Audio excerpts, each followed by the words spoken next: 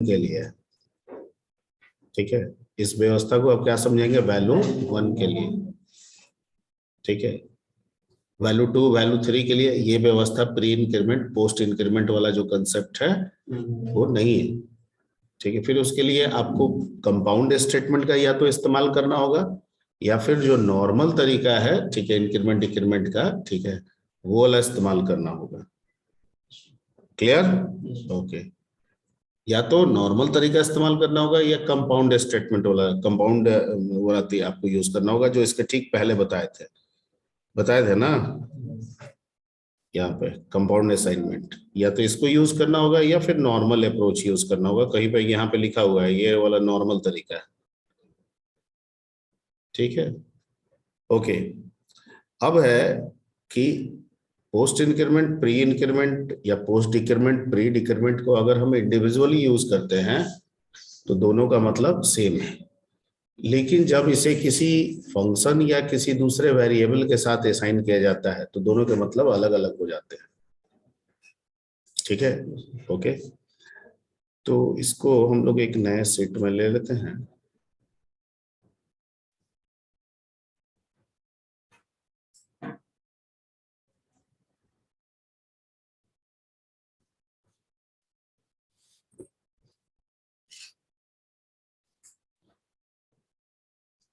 ठीक, if we use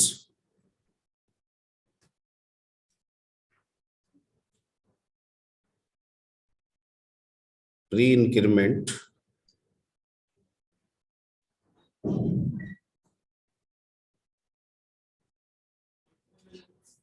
or decrement, pre-increment, decrement,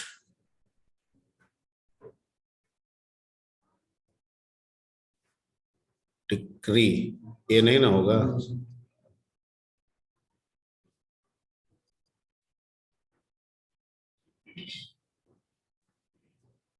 और post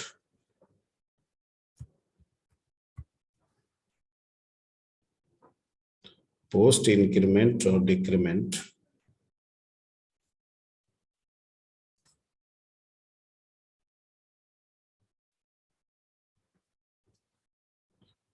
with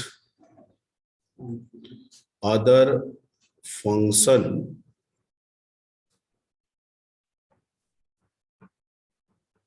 और वेरिएबल, दूसरे फंक्शन या वेरिएबल के साथ, then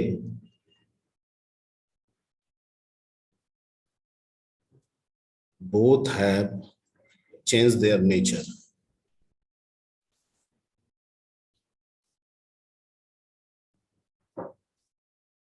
तो दोनों अपने अपने नेचर को क्या कर देते हैं, बदल देते हैं।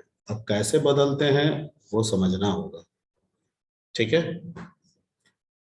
तो सबसे पहले फॉर हम किसके लिए बताते हैं, प्री के लिए, किसके लिए, ठीक है, यानी प्री इंक्रीमेंट या डिक्रीमेंट, प्री इंक्रीमेंट या decrement.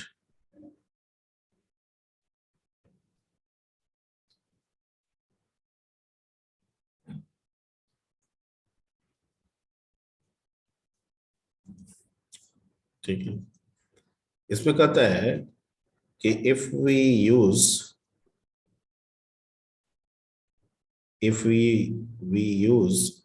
pre increment or decrement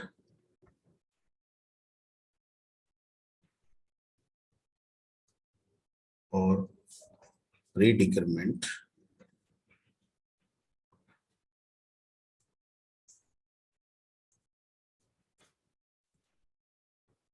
with function or variable,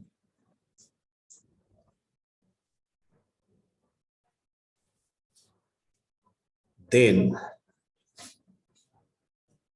it first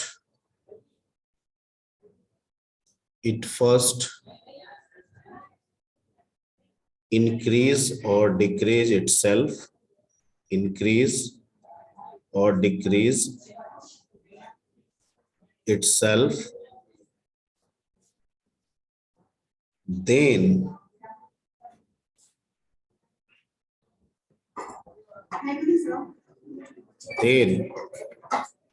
associate with function और वेरिएबल। इस लाइन को समझना है, क्या कह रहा है कि अगर प्री इंक्रीमेंट या डिक्रीमेंट है तो सबसे पहले ये अपना काम करेगा। अपना काम इसका क्या है? अगर इंक्रीमेंट है तो क्या करेगा? एक से बढ़ाएगा। डिक्रीमेंट है तो क्या करेगा? तो कह रहा है कि पहले मैं अपने आप को बढ़ा लूंगा या घटा लूंगा। ये काम करने के बाद फिर मैं उस फंक्शन या उस वेरिएबल के साथ में एसोसिएट होऊंगा जिस भी काम के लिए आप कर रहे हैं। ठीक है, यानी जो मेरा बढ़ा हुआ या घटा हुआ वैल्यू है वही उस फंक्शन के साथ या उस वेरिएबल के साथ होगा। क्लियर? ठीक है, फॉर एग्जाम्पल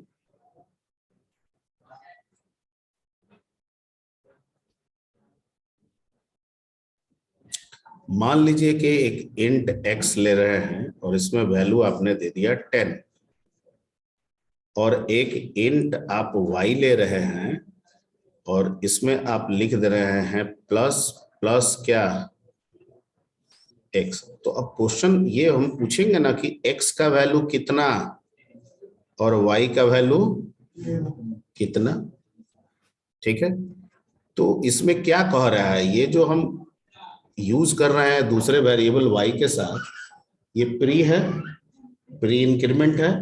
तो क्या कह रहा है कि अगर आप मेरे को दूसरे फंक्शन या वेरिएबल्स के साथ यूज करेंगे तो पहले मैं अपना वैल्यू बढ़ाऊंगा। तो अपना वैल्यू बढ़ाऊंगा मतलब 10 से बढ़ा के क्या करूंगा?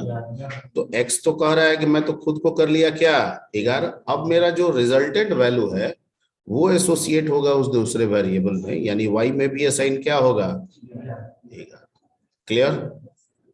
ठीक है, इसको उल्टा भी समझ सकते हैं, माइनस में भी समझ सकते हैं आप।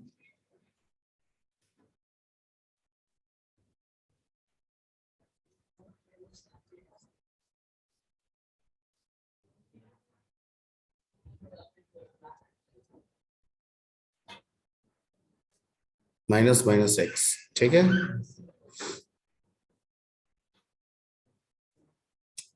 तो x पहले आपने घटा के वैल्यू कितना कर लिया? 9, और फिर उसी 9 को किस में अप्लाई किया?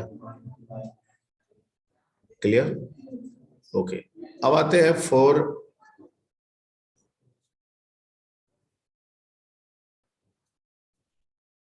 पोस्ट इंक्रीमेंट या decrement.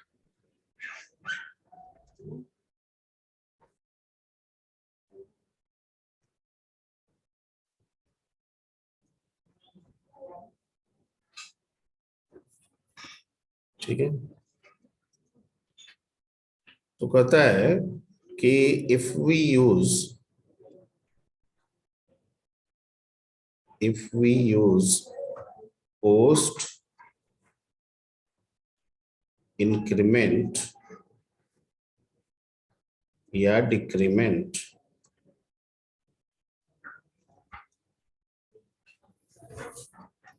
with other variable or function,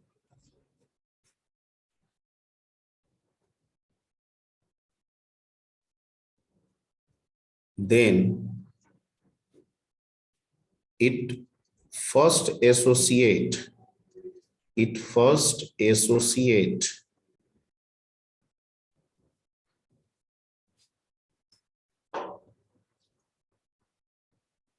with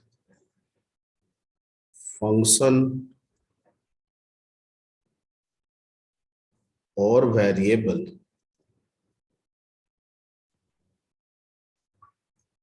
for its old value, for its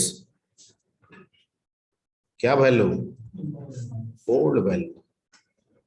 then after, उसके बाद, then after it will be increase और क्या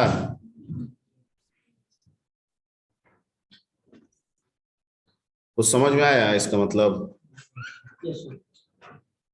यानी पहले ही अपने पुराने वैल्यू के साथ जाके एसोसिएट कर ले, कहेगा ठीक है मुझे बढ़ना है, वो काम बाद में, मैं पोस्ट हूँ ना, पोस्ट मतलब बाद में, तो पहले तो मैं अपना पुराना वैल्यू आपको दूंगा, बाद में मैं अपना काम करूंगा। ठीक है, तो अगर ऊपर वाले ही एग्जाम्पल को लेके हम बढ़े कि int x is equal to 10 और यहां लिख दे int y is equal to x plus plus, और मैं पूछूं कि x कितना और y कितना,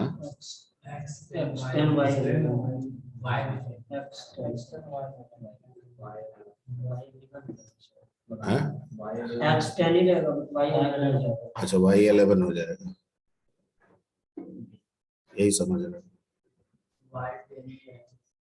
हाँ? यही समझ रहे हो क्या लिखा हुआ है?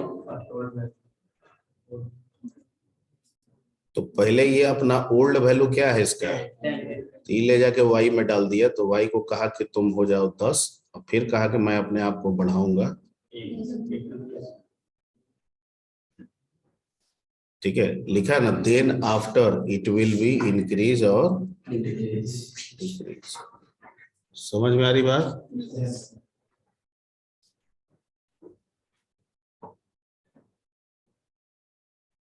ठीक है,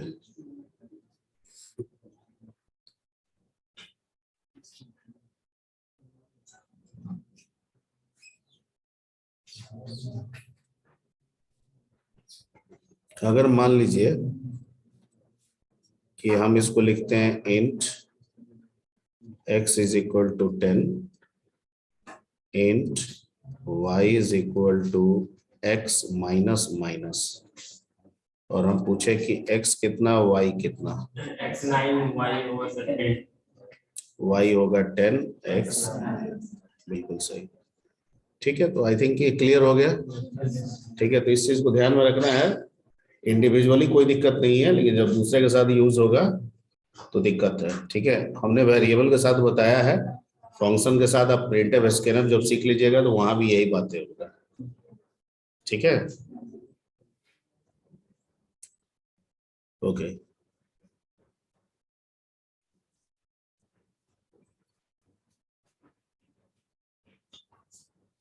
जैसे ऐसे एक फॉर्मेलिटी के लिए, हालांकि जानते तो नहीं है, लेकिन फिर भी x इज इक्वल टू 10 लिख देते हैं, और मान लीजिए कि यहाँ हम कोई प्रिंट चलाते हैं, अब तो प्रिंट एफ सीखेंगे। ठीक है, और यहाँ पे हम मान लीजिए लिखते हैं x प्लस प्लस, ठीक है, और फिर लिखते हैं प्रिंट एफ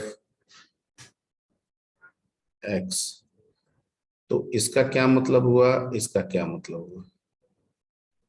सर एक बार 10 प्रिंट करेगा, एक बार 11, यहाँ पे 10, यहाँ पे 11। ठीक, समझ गए? ओके, तो ये आपका प्री इंक्रीमेंट प्री डिक्रीमेंट हो गया। एक अलग तरह के ऑपरेटर यहाँ पे है, शायद क्यू बेसिक में नहीं पढ़ाए थे, और चूंकि लो लेवल को सपोर्ट करता है, इसको हम लोग बोलते हैं बिटवाइज ऑपरेटर। क्या बोलते हैं? तो बिटवाइज का मतलब ये हो गया क्या, क्या हम जो भी नंबर डाल रहे हैं हमारा कंप्यूटर उसको उसी तरह से रख रहा है? हम तो डेसिमल में यूज करते हैं ना, हमारा कंप्यूटर डेसिमल को डेसिमल में ही रखता होगा नहीं, इसका मतलब है कि लो लेवल में कन्वर्ट होकर कहीं ना कहीं 0 1 पे बनता होगा। ठीक है, अब हम चाहते हैं कि जो हमारा नंबर है डेसिमल, उसका एक सर्टेन ऑपरेशन जो है वो डेसिमल के लिए ना हो, बल्कि उस डेसिमल के बाइनरी के लिए हो। किसके लिए हो? बाइनरी के। बिटवाइज कहने का मतलब ही हो गया बाइनरी। ठीक है, ओके। तो अब सवाल उठता है कि उसमें क्या क्या ऑपरेटर है, और उन ऑपरेटर का उन नंबर के बिट्स पे किस तरह का ऑपरेशन परफॉर्म होगा, ये हमें समझना होगा। मैं जो बता रहा हूँ समझ में आ रही बात? ठीक है, जैसे हम देंगे डेसिमल नंबर ही, लेकिन हमारा कंप्यूटर उस डेसिमल वैल्यू का रखता है बाइनरी बना के, ये सब जान रहे हैं, हम भी समझ रहे हैं। अब हम कोई भी नॉर्मली जो ऑपरेशन है वो डेसिमल पे करते हैं, जैसे x is equal to x plus 5 decimal पे हम कर रहे हैं, ठीक है। वो इंटरनली हमारा कंपाइलर उसको 0 1 में करा रहा है, वो अलग मसला है, हमारे लिए तो वो डेसिमल की तरह ही है, ठीक है। अब हम कह रहे हैं कि जब इस चीज को हम समझ रहे हैं कि हर डेसिमल वैल्यू इंटरनली बाइनरी में है, या वो कंपाइलर इसे बाइनरी में कन्वर्ट करता है, तो हम उसे बाइनरी ऑपरेशन के लिए भी तो प्रमोट कर सकते हैं। तो सवाल है कि ठीक है, जो नंबर आप लिए हैं डेसिमल, उसका कुछ बाइनरी होगा, उस बाइनरी में आप किस तरह का ऑपरेशन परफॉर्म करें, कोई तो स्पेसिफिक होना चाहिए, उसका कोई मतलब होना चाहिए। तो यहाँ पे एक ऑपरेटर आपको मिलेगा जिसको बोलते हैं राइट शिफ्ट ऑपरेटर। क्या मिलता है? ठीक है, इसको शिफ्टिंग ऑपरेटर भी कहा जाता है, बिट शिफ्ट करता है, ठीक है। इसको बोलते हैं, क्या बोलते हैं? Right shift operator.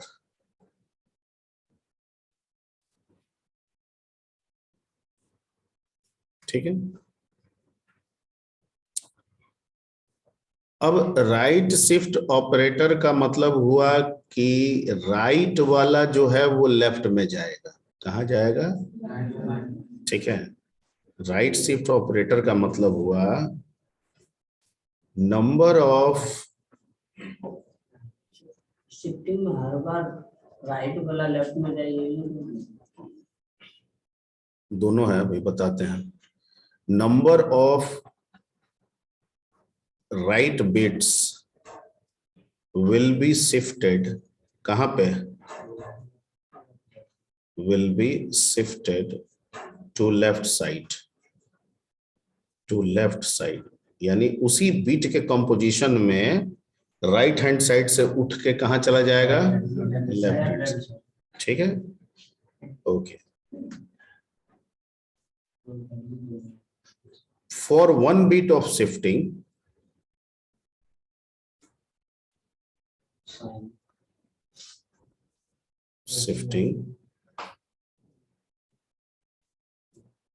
it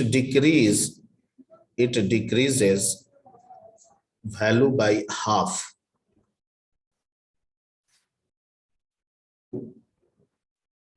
कितना से कर देगा? अगर 1 बिट हम शिफ्ट करेंगे राइट से लेफ्ट की ओर, तो जो भी हम नंबर का बिट लिए थे, बिट वो बनाया था, वो नंबर कितना हो जाएगा? आधा। अगर मान लीजिए कि 10 हमारा नंबर है तो बाइनरी में होगा। अगर हम कहते हैं कि उसका 1 बिट राइट शिफ्ट करो, तो अब वो वेरिएबल जिसमें 10 था वो अब 10 नहीं रहेगा, कितना हो जाएगा? ठीक है, एंड सो ऑन।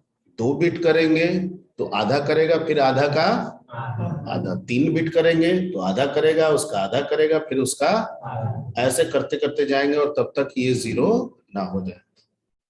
एक सर्टेन टाइम के बाद तो 0 हो जाएगा, ठीक है, ओके। तो 0 के बाद तो कोई फर्क नहीं पड़ने वाला है, क्लियर? ठीक है, तो हर एक बिट पे कितना करेगा? ठीक है, एंड सो ऑन, इसमें मैं जोड़ देता हूं, एंड सो ऑन। ठीक है, इसको समझने का प्रयास करते हैं। लेट, अगर आप एक इंट x लेते हैं और 10 लिखते हैं, ठीक है, और सपोज कीजिए कि आप इस प्रिंटफ में आगे जो कि हम लोग सीखेंगे, आप x करते हैं तो क्या प्रिंट करेगा? अभी 10 ऑब्वियसली करेगा। लेकिन अब हम क्या करते हैं, यहाँ पे लिखते हैं x राइट शिफ्ट और यहाँ पे नंबर ऑफ बिट, ये लिखते हैं, ठीक है। और इसके बाद फिर से हम x को जाते हैं प्रिंट कराने। तो ये प्रोग्राम नहीं है, सिर्फ समझा रहे हैं आपको। कितना देगा? x कितना हो चुका है? क्लियर? अगर कोई दिमाग में क्वेरी है तो कर लीजिए, ठीक है।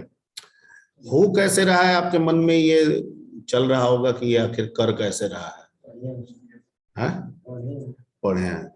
शिफ्टिंग तो बताइए, पहले तो ये बताइए कि शिफ्टिंग रूल क्या होता है। ठीक है, शिफ्टिंग रूल में बिट में शिफ्टिंग जब होता है तो उसका क्या रूल है, ठीक है बताइए। बिट शिफ्ट जब करता है तो उसकी चार्ज कैसे रहती है।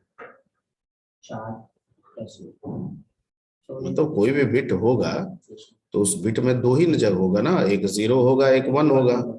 इसका मतलब एक नो चार्ज और एक चार्ज।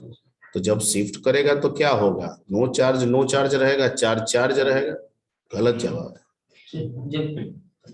ठीक है, शिफ्ट करें उसका वैल्यू भी चेंज जब नहीं होगा। शिफ्ट करते हैं, ठीक है, तो जो नो चार्ज है वो तो नो ही चार्ज रहता है, जो चार्ज है वो भी क्या हो जाता है, नो चार्ज है। ये शिफ्टिंग रूल है। सर अभी जो आप जो बता रहे थे इसमें तो वो शिफ्टिंग रूल नहीं चलेगा, इसमें सब चलेगा, वही चलेगा, ये जो बता रहे हैं एकदम बता रहे हैं। ठीक है, क्लियर। अब हुआ कैसे ये समझने का प्रयास करते हैं। कोई भी नंबर है निकाल लीजिएगा। मान लीजिए कि आपका नंबर है 10। 10 पे हम लोग समझे हैं। 10 को जब हम बाइनरी में तोड़ेंगे, ठीक है, तो यही से ही तोड़ा जाता है। 5 दूना 10 0, 2 दूना 4 1, ठीक है, और 2 एकम 2 0। अब ये हो गया 1 0 1 0, ठीक है। लेकिन ये तो टोटल कॉम्बिनेशन 4 बिट का आया, और जो कमर्शियल कंप्यूटर जो डिजाइन किया गया था जब से, ठीक है, और जो उसका यूनिट मेजरमेंट मेमोरी का लिया गया था वो 4 बिट पे नहीं लिया गया था।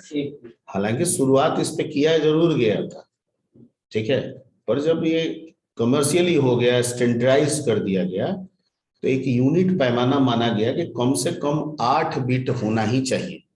कितना बिट, इससे ज्यादा हो कोई तकलीफ नहीं है। 8 16 हो जाए, 16 32 हो जाए, 32 64 हो जाए, 128 हो जाए, इसमें कोई तकलीफ नहीं है। बल्कि नंबर ऑफ बिट का ट्रांसफरिंग क्या हो जाएगा, बढ़ जाएगा। ठीक है, लेकिन कम से कम हमें कितने बिट में रखना होगा, 8। तो यहाँ पे हम इसे 8 में कंपोज करेंगे। कितना में कंपोज करेंगे, 8 बिट में, क्योंकि 256 कैरेक्टर है, सब इसी में जाएगा। तो हम इसमें क्या करेंगे, यहाँ पे 4 0 ऐड कर देंगे। ठीक, ओके। अब क्या करेंगे, नियम के आधार पे मैंने क्या कहा कि राइट का एक बिट लेफ्ट में यहाँ पे आके लग जाएगा। यही ना मैंने बताया आपको, यस या नो। ठीक, तो हम जब इसे लगा रहे हैं तो यहाँ पे हो जा रहा है 1 2 3 4 5 और यहाँ 1 0 1। और जब इसको हम फिर डेसिमल में डिकोड करेंगे, ठीक है, तो ये आ जा रहा है 2 का पावर 2 प्लस 2 का पावर 0। कितना आ गया,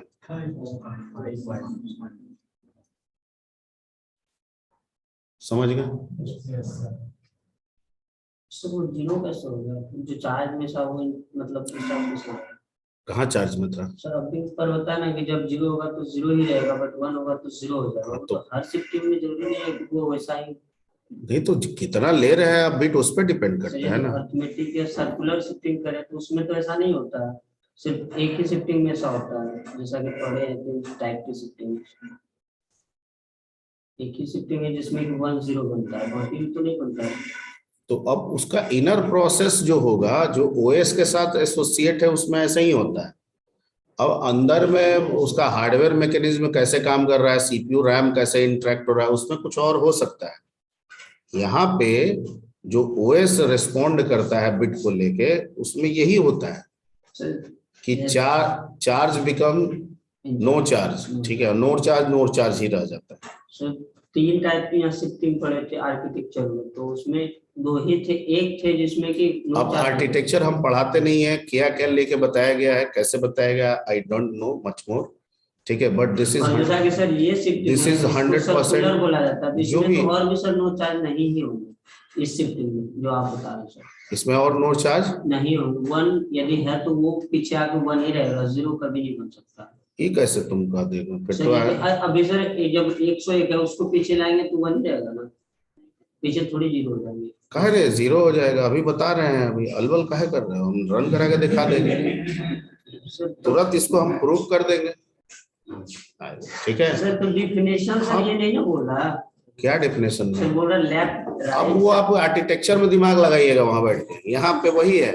ठीक है, फिर भी सर एक और सर डिफिनेशन क्या है सर, राइट का लेफ्ट में आएगा तो वो बीट आएगा, ये नहीं कि वो चेंज होकर वैल्यू आएगा, ऐसा तो डिफिनेशन में है नहीं ऊपर पे। क्या सर डिफिनेशन ऊपर दिखाइए, ऊपर पे यहाँ पे होता ना कि number of right bits will be shifted shifted left to left side. Without changing है मतलब, कहाँ विदाउट चेंजिंग लिखे हैं? यहाँ शिफ्टिंग रूल यहाँ लिखे ना, ये तो लिख दिया शिफ्टिंग रूल कि 0 बिकम 0 एंड 1 बिकम, ये सब जगह रूल रहेगा। ये तो सर रूल तो यही होता है, यही रूल सब जगह फॉलो करना है। 0 0 ही रह हो जाएगा, 1 भी जाएगा तो सर इसमें सर बताया। अच्छा सर बाद में हल्ला गुल्ला बाद में कीजिएगा, जाकर सर से कीजिएगा, यहाँ पहले देखिए और आपको साक्षात यहाँ बता दिया जाएगा। ठीक है, 2 बिट पे करते हैं तो 2 बिट पे 2.5 आना चाहिए, तो 2.5 नहीं आएगा, राउंड में वैल्यू आता है तो क्या आएगा, 2 आएगा। ठीक है, क्या आएगा, 2 आएगा। चेक करते हैं, जैसे अगर हम 10 पे 2 बीट राइट शिफ्ट करें, ठीक है, तो इसका आंसर आएगा 2, क्योंकि आधा का आधा करेगा। कैसे? तो ऑलरेडी हम निकाले हुए हैं, ठीक है, वो है 4 0 1 0 1 0। ठीक है, अब कह रहा है कि 2 बीट यहां से राइट साइड से उठाइए और इसको लेफ्ट में ले जाइए, तो जो 0 है वो तो 0 ही रहेगा, जो 1 है वो भी क्या हो जाएगा, तो इधर बच गया 0 1, इधर 4 के अलावा 2 और क्या हो जाएगा, 6 बढ़ जाएगा। अब इसको डिकोड करेंगे तो ये 2 का पावर 1 कितना हो गया। ठीक है, अब अगर मन में बेचैनी है, आपके कुलकुलाहट काट रहा है, समझ गए सर, आप जैसे डिफिनेशन लिखा है तो उस तरह से उसको सर्कुलर वेट शिफ्टिंग, वो आप अब क्या कहते हैं वो सब समझते रहिए आर्किटेक्चर में। सर ऐसा नहीं होता, सब यहाँ पे आपसे समझ ना समझ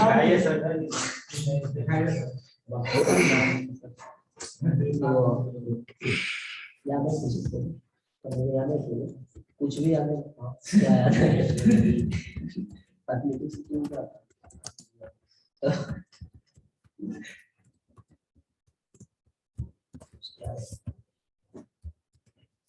कितना बिट करना है अभी, क्या आंसर आना चाहिए?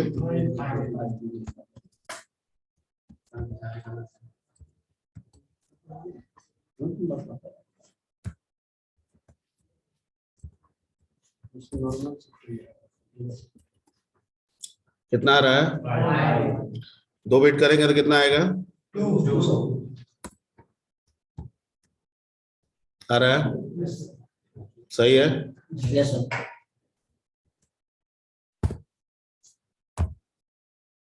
ठीक है, अब वहां दिमाग लगाते रहिएगा क्या है कैसे है। सर नहीं सर, वो आगे चार्ज बताया ना कि ऐसा सब ही होगा, दैट्स व्हाई हम बोले, अदरवाइज तुमको पता है कि एक में ऐसा होता है बाकी सब में ऐसा नहीं होता है।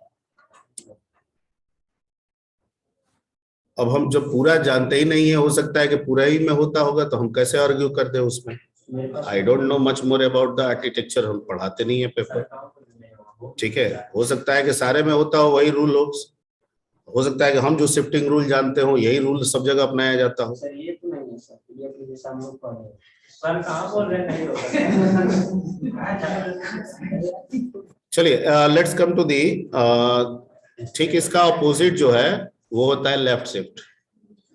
ठीक है, राइट शिफ्ट क्या कहता है कि अगर एक बिट राइट शिफ्ट होगा यानी राइट से लेफ्ट में जाएगा तो वैल्यू आधा हो जाएगा, और लेफ्ट शिफ्ट कहता है उल्टा, मतलब लेफ्ट का बिट कहाँ जाएगा, राइट में जाएगा। ठीक है, by the following same rule, by the following same rule, यानी 0 will be 0 and 1 will be 0, 0 will be 0, 1 will be 0, 0 will be 0, 1 will be 0, 0 will be 0, 1 will be 0। ठीक है, तो ये कहता है कि जो भी वैल्यू लेंगे अगर उसका एक बिट लेफ्ट शिफ्ट करते हैं तो वैल्यू डबल हो जाएगा। यानी अगर 10 लेंगे तो वो क्या हो जाएगा 20, और 2 बिट करते हैं तो डबल का डबल हो जाएगा 40, 3 बिट लेते हैं तो डबल का डबल हो जाएगा 80 एंड सो ऑन। ठीक है, यानी हमको ऑपरेशन पता होगा तब ना हम इस्तेमाल करेंगे। जहां हमको आधा करना है या हमको जहां पे डबल से बढ़ाना है तो हम इसका इस्तेमाल करेंगे। ठीक है, अब है कि डबल करना हो आधा करना हो तो हम सिंपली x/2 भी लिख देंगे तो आधा हो जाता है। ठीक है, तो कहता है कि हो जाता है, लेकिन उसमें कंपाइलर पहले आपके ऑपरेशन को समझता है फिर उसको 0-1 पे कन्वर्ट करता है, उसमें टाइम ज्यादा लगता है, और ये सीधे बाइनरी पे क्या हो जाता है डिकोड हो जाता है। इसलिए जनरल अप्रोच के मुकाबले अगर आधा डबलिंग करते हैं इस तरीके से तो प्रोसेसिंग क्या होता है फास्ट स्पीड आपको मिलता है। तो जहां जरूरत हो वहां पे आप इसका इस्तेमाल कर सकते हैं। ठीक है,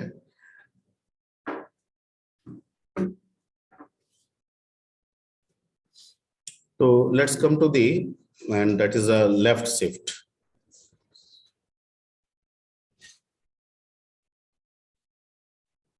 ठीक है,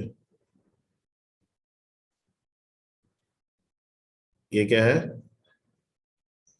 left shift operator, left shift operator.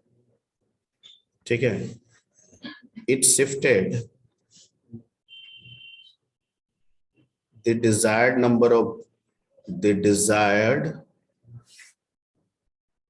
of bits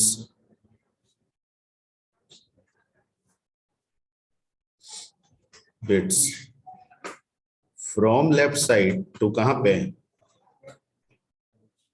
from left side to right side।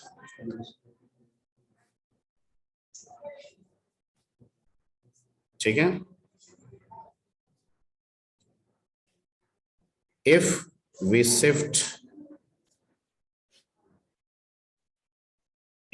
shifted one bit, then number become क्या, नंबर बिकम डबल, है ना, बिकम क्या हो जाएगा double and so on. So on का मतलब कि अगर 2 करेंगे तो डबल का डबल, 3 करेंगे तो डबल का डबल। ठीक है, अब इस पे एग्जांपल अगर हम लें, जैसे कि हम लोग उस पे समझे थे 10 पे ही समझे थे कि int x is equal to, अगर हम 10 ले लेते हैं, ठीक है, और अभी हम प्रिंट करेंगे x को तो क्या मिलेगा हमको 10। ठीक है, ये समझाने का है, कोई प्रोग्राम नहीं लिखना है। लेकिन अगर हम लिख दे x लेफ्ट शिफ्ट और यहाँ पे कितना बिट दे दें, नंबर ऑफ बिट 1, 2 भी दे सकते हैं, 3 भी दे सकते हैं, आपकी मर्जी। क्लियर। तो अब अगर हम अगली बार में जब हम प्रिंट कराने जाएंगे कहेंगे कि भैया इस x को, तो क्या हो जाएगा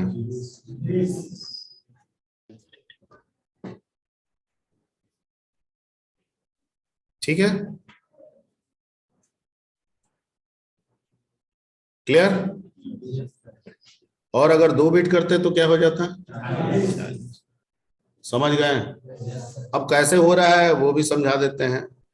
ठीक है, x में आप लिख रहे हैं लेफ्ट शिफ्ट 1, इसका मतलब हुआ 10 में लेफ्ट शिफ्ट कितना 1, इसका मतलब हो गया 1 0 1 0, 4 को शून्य इधर बैठा दीजिए, में लेफ्ट शिफ्ट 1, और इसका मतलब ये हो गया सर, ठीक है, कि जो लेफ्ट का एक तो 0 है ये उठ के कहाँ आएगा राइट की ओर आएगा, तो जो रिजल्टेंट होगा वो इधर हो जाएगा 3 0 1 0 1 0 0, और जब इसको फिर से बाइनरी को डेसिमल में डिकोड करेंगे तो 0 1 2 2 का पावर 2 प्लस 2 का पावर 4 कितना हो गया 16 प्लस 8 कितना हो गया,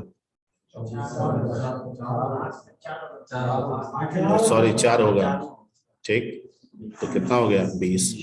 तो लिए थे 10, एक बिट पे कितना हो गया? ठीक है, अगर 2 बिट कीजिएगा तो वो कितना हो जाएगा? 40। वो भी बता देते हैं।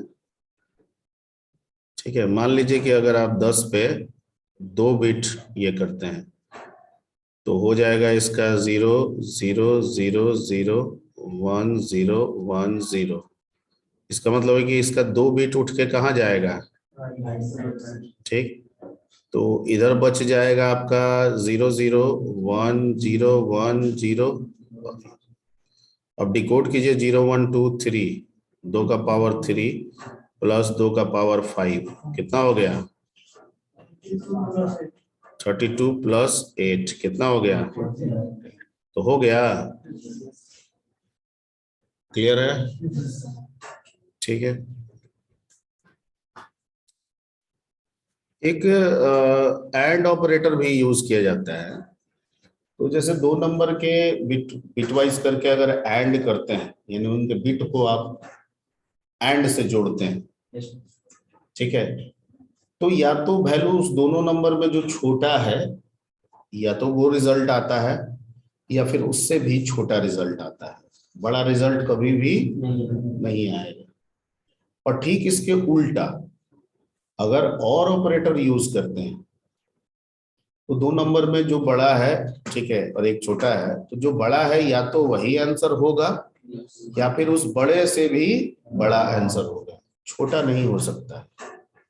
ये रूल है, हम कोई भी नंबर पे चेक करके देख सकते हैं। ठीक है, तो पहले एंड का आप लोगों ने पढ़ा भी होगा। एंड का इसको बोला जाता है एंड बिटवाइज। ठीक है, और एंड का एक रूल चलता है, ठीक है, कि 0 है और 0 है तो क्या मिलता है? 0 है और 1 है तो भी 0, और 1 है 0 है और सिर्फ एक ही सूरत में 1 मिलता है। ठीक, यानी कि दोनों नंबर के क्रॉसपॉन्डिंग बिट अगर 1 होंगे तो ही 1 होगा, अदरवाइज सब क्या हो जाएगा? 0 हो जाएगा। ठीक है, ओके। अब फॉर एग्जाम्पल अगर हम कोई छोटा नंबर लेके चले, जैसे 2 ले ले, 2 एंड क्या 3, ठीक, तो 2 का क्या हो जाएगा? बाइनरी 1 0, और 3 का क्या हो जाएगा? 1 1। ठीक है, बाकी आप 8 बिट पे इधर 6 0 लगा के भी करेंगे तो कोई फर्क पड़ने वाला नहीं है। हमको इस पे एंड अप्लाई करना है। अब 1 0 0 और 1 1 1 क्या आ गया रिजल्ट? ठीक, तो 2। तो मैंने क्या कहा था कि इसमें करेंगे तो जो छोटा वैल्यू है वो आंसर आएगा, या फिर छोटा से छोटा भी आ सकता है। अब जरूरी थोड़ी है कि हम हर बार 2 3 ही लेंगे, 22 25 भी ले सकते हैं।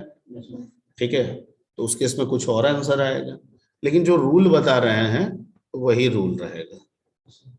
ठीक है, क्लियर? और में क्या होगा? ठीक इसके अपोजिट होगा।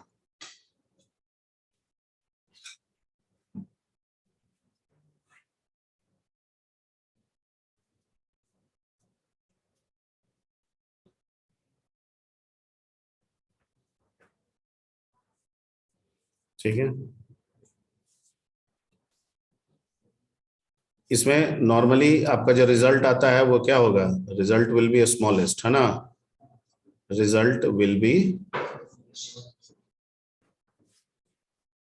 स्मॉलेस्ट, और इसमें रिजल्ट विल बी क्या होगा? विल बी ग्रेटेस्ट, बड़ा या बड़ा से भी बड़ा। ठीक है, तो अब जैसे और का रूल क्या कहता है? और में हम लोग पढ़े थे कि 0 और 0 देंगे तो क्या रहेगा? 0 0 1 देंगे तो 1 1 0 देंगे तो, और 1 1 देंगे तो भी, यानी सिर्फ एक ही सूरत में 0 रहेगा जब दोनों 0, सॉरी, ठीक है। अब अगर हम वही क्वेश्चन लेके चले 2 और 3, तो 2 का हो गया 10, ये हो गया 11 और लगा दिए यहाँ पे, तो क्या आ गया 1 1। ठीक है, क्या मिल गया रिजल्ट 3, यानी कि जो बड़ा नंबर है वो मिलेगा या फिर उससे भी बड़ा मिलेगा। तो आप इसको किसी भी नंबर से चेक कर सकते। ये कुछ आपका बिटवाइज ऑपरेटर हुआ। ठीक है, और भी एक ऑपरेटर है इंपॉर्टेंट, बहुत सारे ऑपरेटर्स हैं। एक और ऑपरेटर है, उसको हम लोग बोलते हैं टर्नरी ऑपरेटर। क्या बोलते हैं? Ternary operator.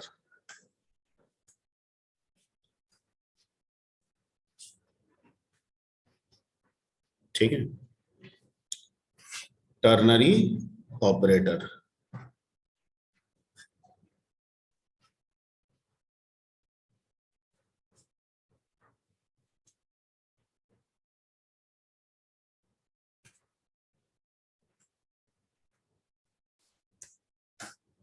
ठीक है, इसको कंडीशनल ऑपरेटर भी कहा जाता है। क्या कहा जाता है?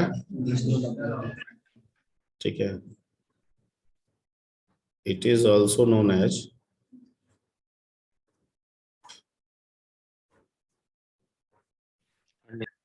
Conditional operator.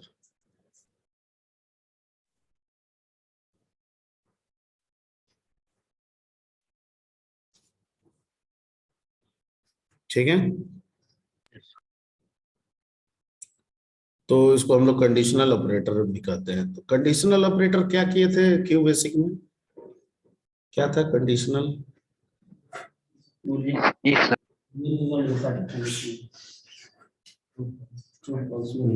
तो करता क्या था? कंडीशन, एक कंडीशन को चेक करता है। नहीं, ऑपरेटर को नहीं बोलते हैं। इसमें 2 सिंबल होते हैं,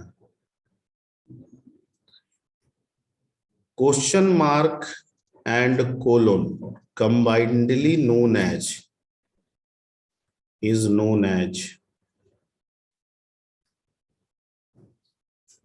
टर्नरी ऑपरेटर। इन्हीं को क्या कहते हैं? यानी कोई पूछे कि टर्नरी किसको कहते हैं? क्वेश्चन मार्क और कोलोन। ठीक, ये तो हुआ एक पॉइंट। अब यूज क्या है ऑपरेटर का? प्लस है तो जोड़ेंगे, माइनस है तो घटाएंगे, मल्टीप्लाई है तो गुना करेंगे, है ना? सबका यूज है ना। तो इसका क्या यूज है?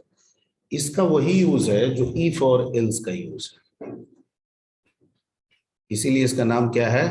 कंडीशनल। वहां हम लोग कंडीशनल स्टेटमेंट पढ़े थे। ठीक है, लेकिन ये स्टेटमेंट नहीं है, ये लैंग्वेज के द्वारा प्रोवाइड किया गया स्टेटमेंट नहीं है, ये एक सिंबल है, ऑपरेटर। क्या है? ऑपरेटर। ठीक है, स्टेटमेंट और ऑपरेटर में डिफरेंस है, एग्जीक्यूशनल डिफरेंस है। ठीक है, ऑपरेटर क्या होते हैं कि किसी भी लैंग्वेज के साथ एसोसिएटेड जितने भी ऑपरेटर होते हैं, लैंग्वेज के ओपन होने के साथ वो मेमोरी में अवेलेबल हो जाते हैं। ठीक है, लेकिन लैंग्वेज के द्वारा प्रोवाइड किए गए जितने भी स्टेटमेंट्स होते हैं, वो लैंग्वेज के ओपन होने के साथ मेमोरी में अवेलेबल हो जाए ये जरूरी नहीं होता है। जब यूज मिलता है तब वो मेमोरी में आते हैं, काम करते हैं, फिर मेमोरी छोड़ देते हैं। बात समझे?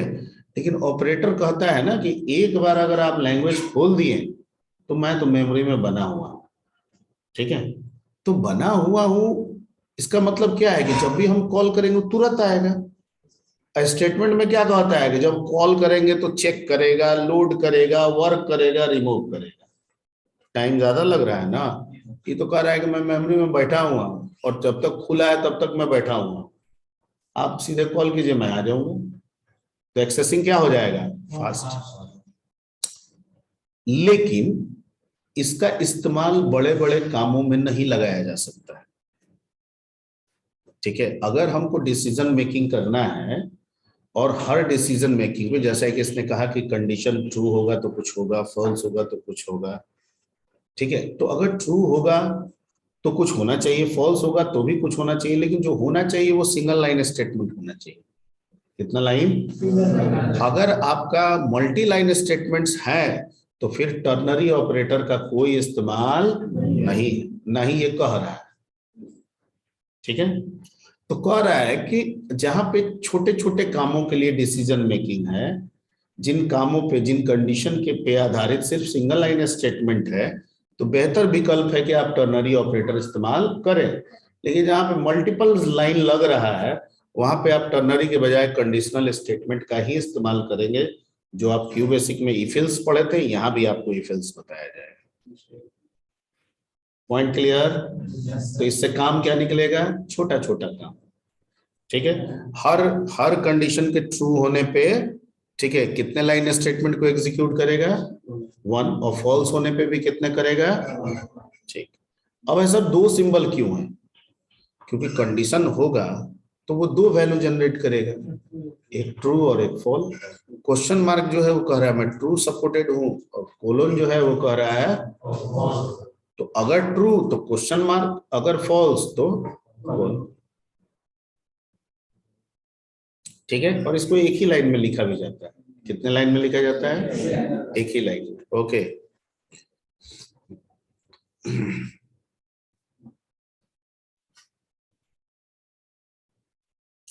we can use this,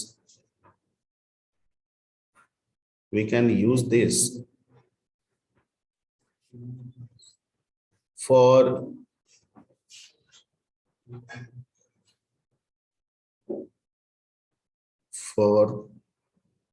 making decision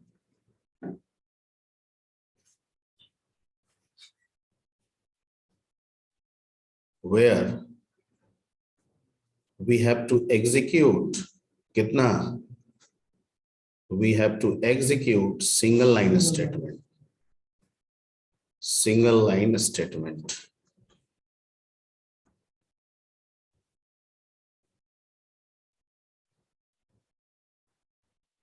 For both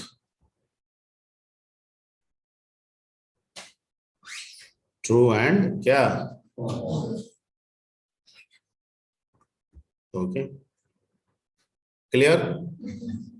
लेकिन ये ऑपरेटर है इसलिए ये फास्टर होगा। ठीक है, तो आप कह सकते हैं कि ये क्या होगा? फास्टर होगा। ठीक है, लेकिन बड़े बड़े कामों में आप इसका इस्तेमाल नहीं कर सकते हैं। तो इट इज फास्टर, आप लिख सकते हैं इसमें, it is faster and applied on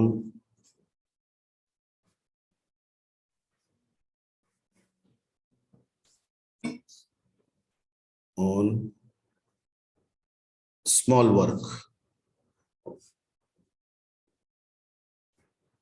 ठीक है, अब इसका सिंटेक्स देखिए।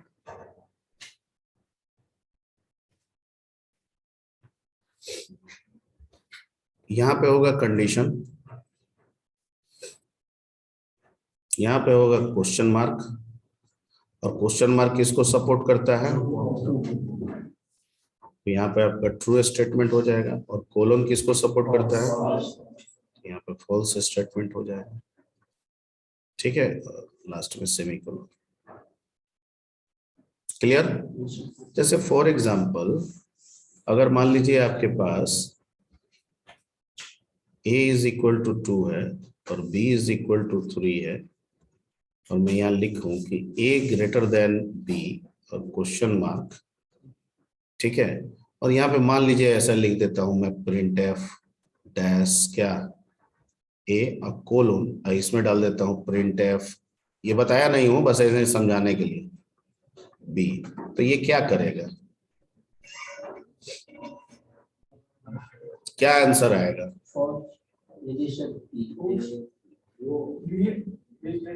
अरे स्टेटमेंट मतलब एग्जीक्यूट होना।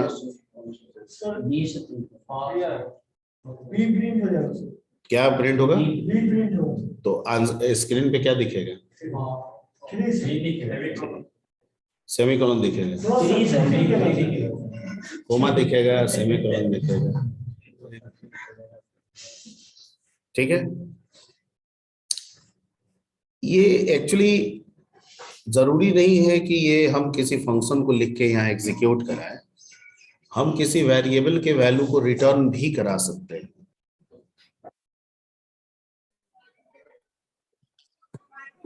ओके,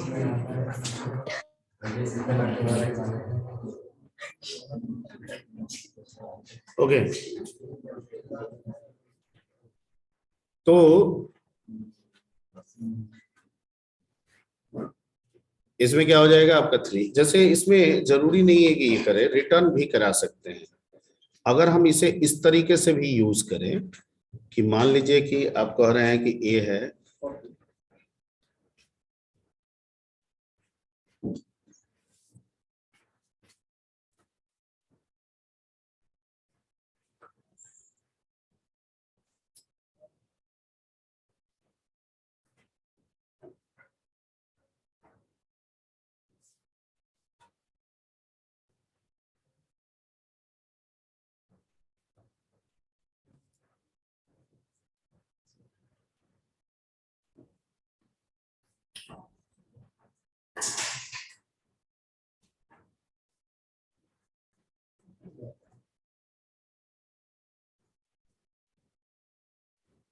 इसको क्या बीमारी पकड़ लिया भैया,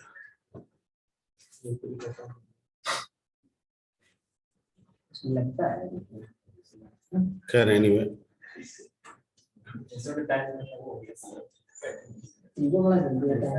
ठीक है।